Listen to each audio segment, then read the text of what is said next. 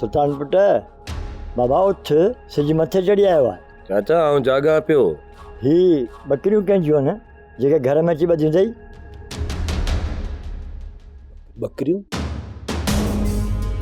अलाए कंहिंजियूं बकरियूं आहिनि? चाचा मूं त कंहिंजियूं बकरियूं न आहिनि ॿधियूं। त पोइ असांजे घर में इहे बकरियूं कंहिं ॿधियूं?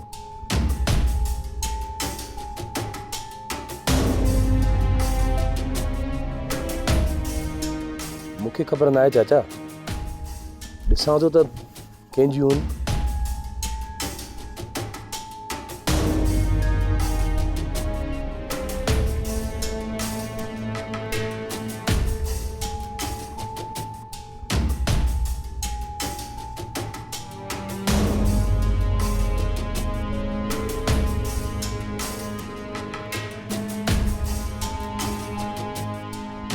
चाचा थी सघे थो त कंहिंजियूं बकरियूं छुड़ी आयूं हुजनि।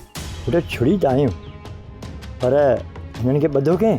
चाचा मूंखे त का गड़बड़ थी लॻे। त पोइ वारो कर, जल्दी कर, मस्जिद में ऐलान कराए त हीअ बकरियूं कंहिंजियूं आहिनि, जंहिंजियूं बि हुजनि काए वञे।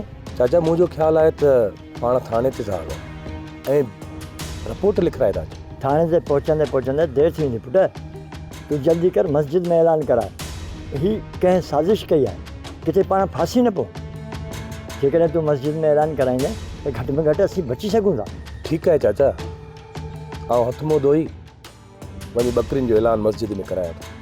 तव्हां बेफ़िक्र थियो।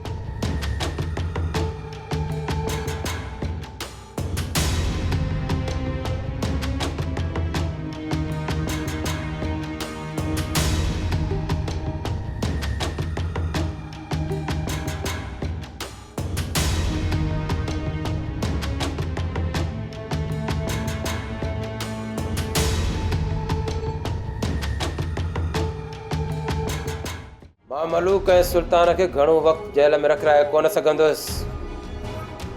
उन्हनि जे आज़ाद थियण खां अॻु में तूं शादी करे वठ, पोइ मां ॾिसां त इहो सुल्तान ॾो मूंखे कीअं थो रोके। सरकार पोइ वरी इहो सुल्तान खान छाजे लाइ रोकींदो? शादीअ खां पोइ सरकार प्रेयर त हुनजी थींदी नी। चङो सरकार, मां हाणे हलां थो, वञी अम्मा खे ॿुधायां त शादीअ जी तयारी करे।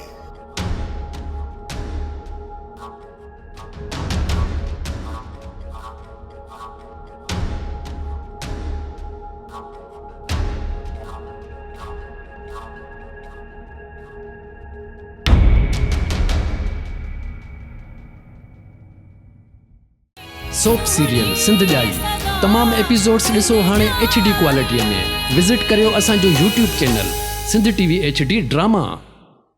सब्सक्राइब कयो असांजो official YouTube channel Sindh TV HD drama ऐं वधीक अपडेट लाइ बेल आइकन खे क्लिक करियो।